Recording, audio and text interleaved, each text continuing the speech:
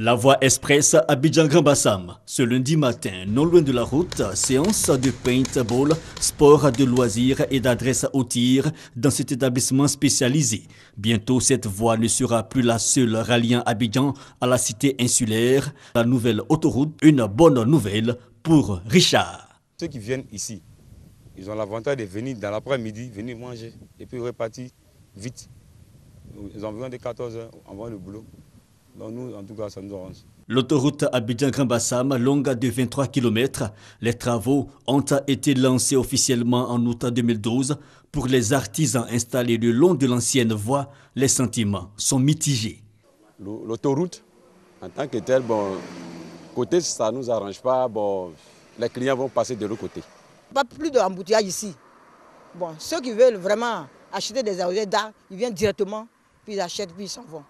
Voilà, là ça m'arrange beaucoup. Mais dans la ville de Grand-Bassam, ils sont nombreux, les usagers, à affirmer leur satisfaction. C'est une route internationale. Voilà. Donc ça nous aidera franchement à relier facilement le Ghana, à développer la ville de Grand-Bassam, à permettre aux travailleurs qui sont à Bassam d'aller rapidement au travail. Les automobilistes évaluent déjà la distance. Abidjan, en quelques minutes, du temps de gagner.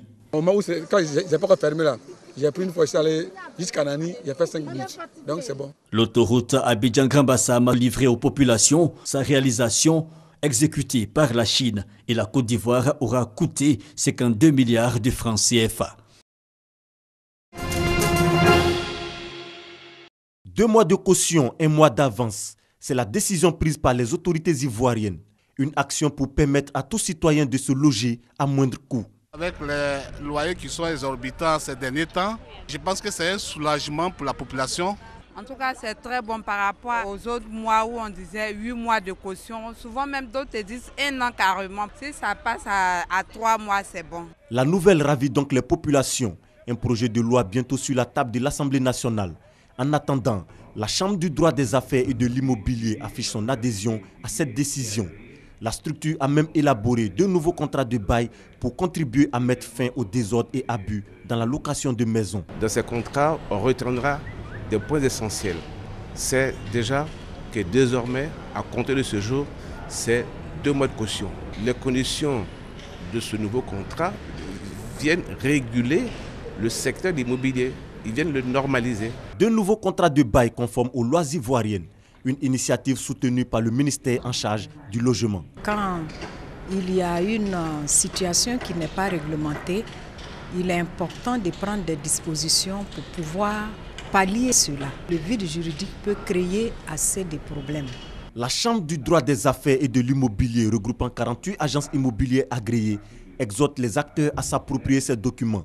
Des documents déjà disponibles à 2500 francs pour le contrat de bail d'habitation et 5000 francs pour le contrat de bail à usage professionnel. Utilisé autrefois par nos ancêtres dans le règlement des conflits, le sanangunya, jeu d'alliance en langue malinké, reste un instrument de paix. Il s'agit de pactes ou de plaisanteries entre les peuples ou entre les membres d'une même famille. Par exemple, les Senoufo font alliance avec les Gouro, Koyaka Yakuba, les Baoulé avec les Zagni. À l'approche de l'élection présidentielle, l'ONG Sanangunya veut apporter sa contribution pour des élections apaisées. Un colloque international est prévu les 28 et 29 septembre à l'École normale supérieure d'Abidjan. Le colloque Sanangunya et processus électoral propose une approche pluridisciplinaire de cette notion. Une génération qui maîtrise ces questions en train de partir pour arriver justement à vulgariser, à conceptualiser et à le diffuser. C'est la première chose. La deuxième chose, c'est faire baisser la tension sociale. Il faut montrer aux uns aux autres qu'une élection, ce n'est pas la guerre. Et que dans notre type de fonctionnement, il y a des mécanismes, comme le Sanangunya précisément, pour désamorcer les tensions inutiles. Ce colloque verra la participation de plusieurs pays, notamment le Congo, le Togo, le Sénégal, le Burkina Faso, le Mali et la Côte d'Ivoire. Créé en 2011, l'ONG Sanangunya a pour mission de faire la promotion des alliances interethniques comme stratégie efficace de cohésion sociale.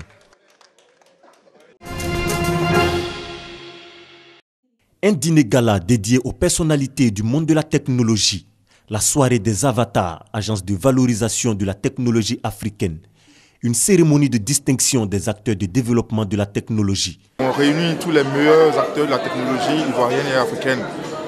En fait, on veut honorer ces personnalités-là, on veut honorer ces acteurs-là pour qu'on puisse parler de la technologie comme moteur de l'économie ivoirienne, comme moteur de l'émergence. Au cours de cette soirée, plusieurs prix décernés à des enseignants, institutions de formation, entreprises, managers et autres acteurs œuvrant dans le domaine de la technologie.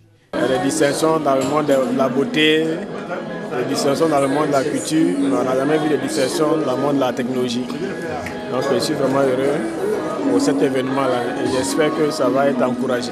Ce prix, donc c'est la reconnaissance en fait de 3 ans en fait de travail pour essayer de développer l'usage des outils open source en fait au sein des entreprises ivoiriennes.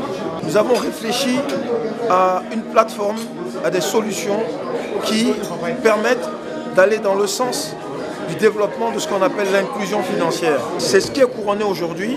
La technologie, outil indispensable pour la croissance économique et le développement. La soirée des avatars vise donc la promotion et la valorisation du secteur. L'événement est à sa première édition. Il est prévu se tenir chaque année.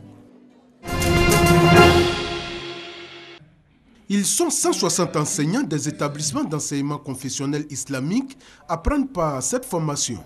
Initiée par l'Organisation des établissements d'enseignement confessionnel islamique en Côte d'Ivoire, cette formation vise à donner aux participants les rudiments nécessaires afin de leur permettre de mieux encadrer les apprenants. Si le maître même ou bien l'enseignant lui maîtrise le livre, il peut bien enseigner les enfants. Mais si lui-même il ne maîtrise pas, il ne peut pas bien enseigner. Nous appliquons le programme du ministère de l'Éducation nationale.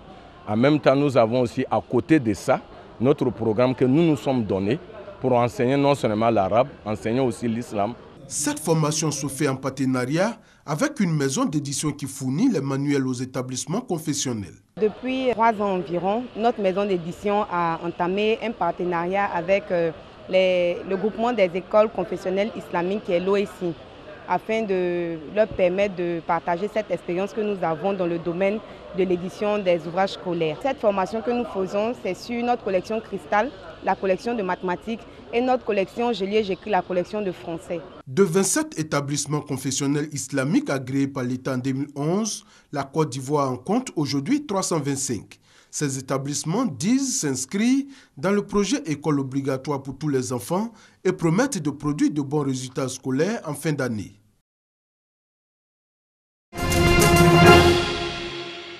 Savoir si on a le sida sans ordonnance et chez soi. Les premiers autotests du VIH en vente en pharmacie pour 25 à 30 €, ce qui te permet de découvrir si on est porteur du virus.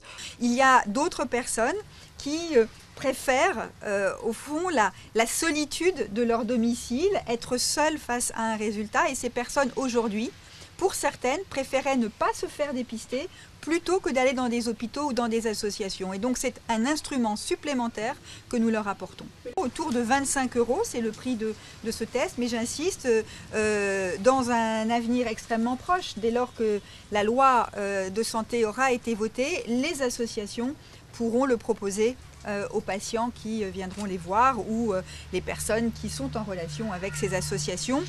Ce sera donc un élément tout à fait important pour faciliter le dépistage. L'autotest est un outil supplémentaire dans la palette afin que les personnes connaissent leur statut sérologique. Aujourd'hui, l'épidémie a changé, même si malheureusement certaines personnes meurent encore du sida. Si on est on est dépisté suffisamment tôt et qu'on est mis sous traitement, cela permet d'avoir une charge virale indétectable, de faire remonter CT4 et donc de vivre en bonne santé et d'avoir une espérance de vie proche de celui d'une personne séronégative. En France, 30 000 personnes seraient infectées sans le savoir et 7 à 8 000 nouvelles contaminations auraient lieu chaque année.